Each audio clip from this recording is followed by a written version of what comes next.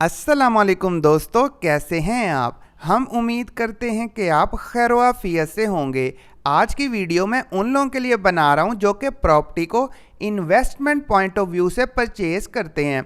जी हां, जो लोग प्रॉपर्टी को चाहे वो प्लॉट हो या घर हो इन्वेस्टमेंट पॉइंट ऑफ व्यू से यानी मुनाफा कमाने की गर्ज से ख़रीदते हैं बिजनेस के तौर पर, उनको एफबीआर के गेन टैक्स के बारे में पता होना चाहिए कि कितने साल के बाद गेन टैक्स ख़त्म हो जाता है और कितने साल के अंदर अंदर अगर आप प्रॉपर्टी को सेल करते हैं तो आपको एफबीआर का गेन टैक्स देना पड़ेगा। ये एफबीआर का गेन टैक्स काफ़ी ज़्यादा होता है और इसे हम कैपिटल गेन टैक्स भी कहते हैं। पहले मैं आपको गेन टैक्स के बारे में बता दूं। गेन टैक्स से मुराद ये है कि आप अपनी प्रॉपर्टी के सेल के ऊपर जितना मुनाफा कमाएंगे उस पर एक मखसूस टैक्स एफबीआर ने लगाया हुआ है, उसे हम गेन टैक्स कहते हैं। यानी जो आप सिर्फ मुनाफा कमाएंगे ना अपनी प्रॉपर्टी के सेल पर, उस पर एक टैक्स लगेगा, उसे हम एफबीआर का कैपिटल गेन टैक्स या खाली गेन टैक्स कहते हैं। मिसाल के तौर पर आपने लाहौर शहर में एक छोटा सा 2 मरले का रिहायशी प्लॉट 10 लाख रुपए में ख़रीदा और चंद माह बाद ही उसकी कीमत बहुत ज़्यादा बढ़ गई, आपका जैक लग गया और आपने जब उसे फ़रोख्त किया तो वो 20 लाख रुपए में बिका यानी सेल हुआ। तो आपको सीधा सीधा मुनाफा हुआ 10 लाख रुपए का, यानी आपने 10 लाख में ख़रीदा और 20 लाख में बेचा।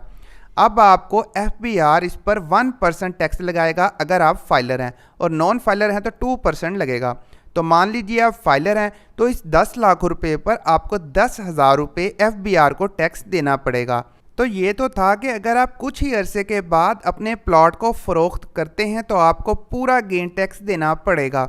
लेकिन अगर आप 4 साल अपने प्लॉट को होल्ड करके रखते हैं, 4 साल फ़रोख्त नहीं करते और 4 साल के बाद सेल करते हैं तो फिर आपको एफबीआर को कोई टैक्स नहीं देना पड़ेगा।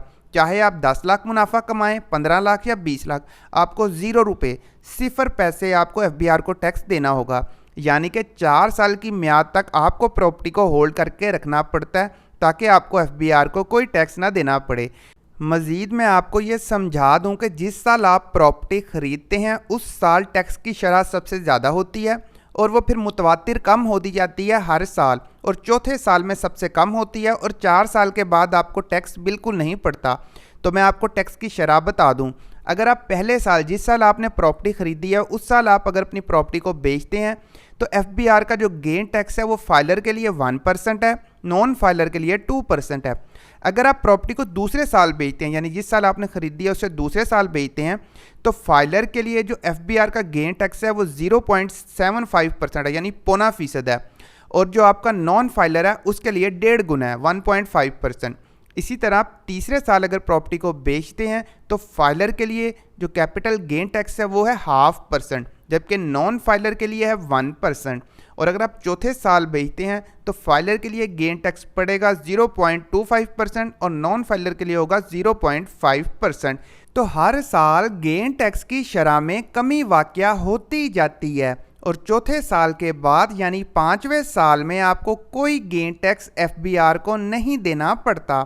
लिहाजा जो लोग इन्वेस्टमेंट पॉइंट ऑफ व्यू से प्रॉपर्टी ख़रीदते हैं उन्हें चाहिए कि कम से कम 4 साल के लिए प्रॉपर्टी को होल्ड करके रखें और उसके बाद 5वें साल में बेचें ताकि उनके मुनाफे में इजाफा हो सके और उनका टैक्स बच सके। उम्मीद करते हैं कि आपको वीडियो पसंद आई होगी। वीडियो को लाइक कर दीजिए और चैनल को सब्सक्राइब कर लें। आपसे अगली वीडियो में मुलाकात होगी, तब तक के लिए अल्लाह हाफिज़।